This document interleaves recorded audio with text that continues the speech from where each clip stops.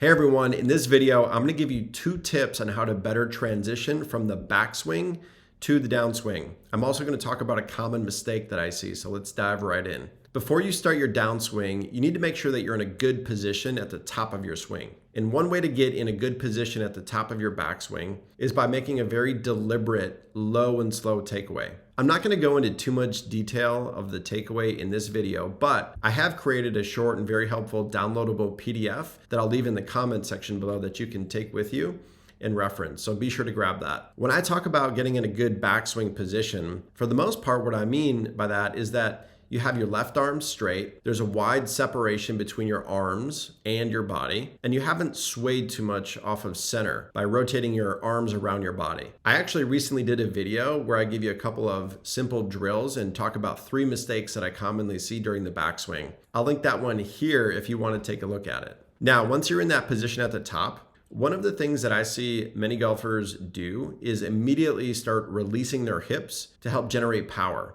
like you're seeing in the video. In my opinion, that's a big mistake. Many golfers think that they have to immediately rotate their hips to start the downswing. Well, I think it can definitely help you hit it further if you do that, but only if your timing is absolutely impeccable. But if you're anything like me, that actually happens pretty rarely.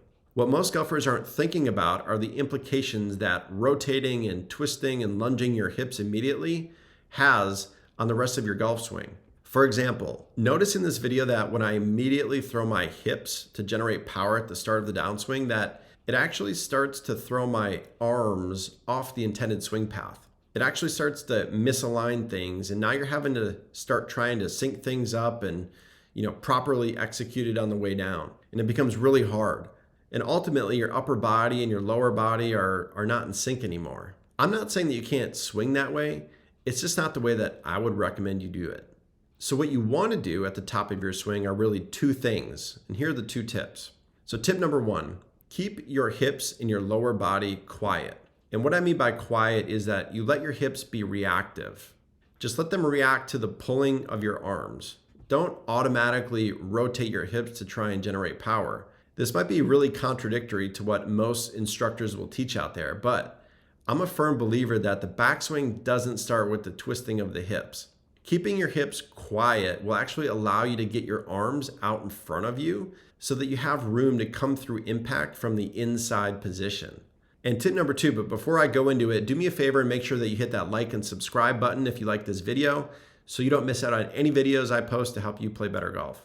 So tip number 2, you want to begin your downswing by pulling your arms, your elbows, and your triceps. It should feel like you're whipping a rope through the impact zone. Your forearms and your hands should feel like they're following or trailing rather than them being forced down through impact. Why? Because the pulling of the triceps and the elbows allows you to stay on your intended swing path. And it allows you to come from an inside position through impact, which is what you want. And it allows your arms to stay out in front of your body, which gives you room to come through impact properly. If you rotate your hips as the first move down, that can really start to throw things off, in my opinion. So try practicing with this technique. You don't even need a golf club to do so. Just get in a position at the top of your backswing and make a number of repetitions where you're keeping your back to the target and allowing your arms to stay out in front of your body, like you're seeing in the video. Comment below and let me know what you've been taught. Is this contrary to what maybe you've been taught in the past? Have you been told to start your hips as the first move down? Either way, if you've liked this video, be sure to give it a thumbs up and subscribe. And don't forget to check out some of my other content here on YouTube. Thanks for watching.